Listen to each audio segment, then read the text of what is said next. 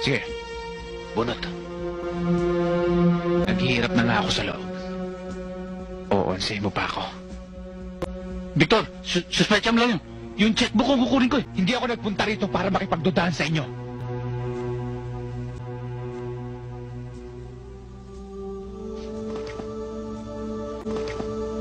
Kung wala akong mapapala sa inyo ngayon, bibigyan ko kayo hanggang bukas para bayaran nyo ang utang nyo sa akin. Ayos? Akin to. Anong gagawin mo sa logbook ko? Hirap ako matulog sa gabi. Babasahin ko lang para antukin ako.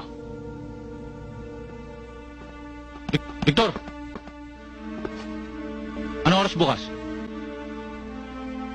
Ako magsasabi sa inyo kung anong oras at kung saan nyo dadali ng pera ko.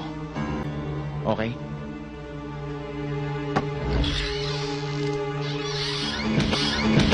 Susunda ko sa'yo. Na! Desperado ang ulo niyan.